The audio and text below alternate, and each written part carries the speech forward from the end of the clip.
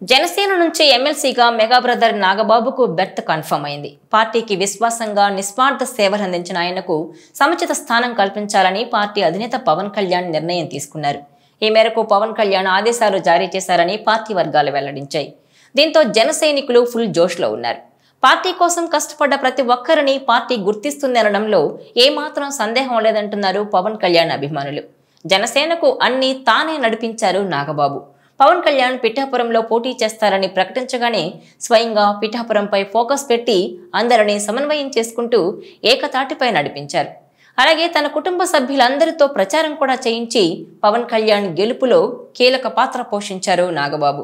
మరోవైపు పొత్తులో భాగంగా తనకు టికెట్ దక్కకపోయినా సరే నిరుత్సాహపడకుండా కూటమి గెలుపు కోసం తీవ్రంగా శ్రమించారు. దీంతో కూటమి ప్రభుత్వం ఏర్పడ్డాక నాగబాబుకు పలు పదవులిస్తారని పుకార్లు షికారు చేశాయి. అయితే ఇప్పుడు ఎమ్మెల్యే కోటాలో ఎమ్మెల్సీ బెర్త్ కన్ఫర్మ్ చేశారు. జనసేన పార్టీ ఆవిర్భావం నుంచి పవన్ కళ్యాణ్తో పాటు నాగబాబు సేవలు అందించారు. అప్పటి ప్రభుత్వ నేతలు, వైసీపీ నాయకులు చేసే అసత్య ఆరోపణలను తిప్పికొడుతూ పార్టీ కార్యకర్తలకు నైతికంగా బలాన్ని అందించారు. అంతేకాకుండా అప్పటి ప్రభుత్వ విధానాలను, వారి అరాచకాలను ఎండగట్టారు.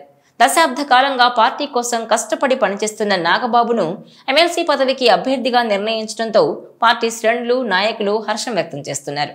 అయితే ఎమ్మెల్సీగా ఎన్నికైన తర్వాత నాగబాబును మంత్రివర్గంలోకి కూడా తీసుకోవాలనే ఆలోచనలో ఉన్నట్టు తెలుస్తోంది. ఇక నాగబాబుకు మంత్రి పదవికి కూడా లైన్ క్లియర్ అయినట్టే తెలుస్తోంది. ఆయన్ను ఎమ్మెల్సీగా మండలికి పంపించబోతున్నారు. అటు నుంచి అటు మంత్రివర్గంలోకి తీసుకుంటారు. ఈ నెల 20న ఎమ్మెల్సీ ఎన్నికలకు పోలింగ్ ఉంటుంది. అందులో నాగబాబు గెలుపు లాంఛనమే.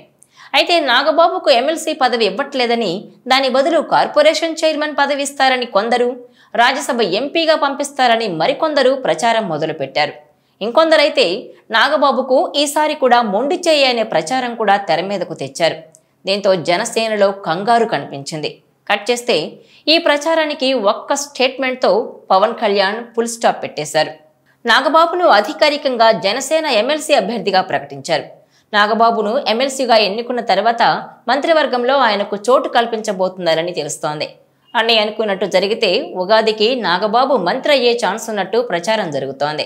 కేబినెట్లోకి వచ్చిన తర్వాత ఆయనకు సినిమా, క్రీడా మంత్రిత్వ శాఖల్ని అప్పగించే అవకాశం ఉందంటూ ప్రచారం సాగుతోంది.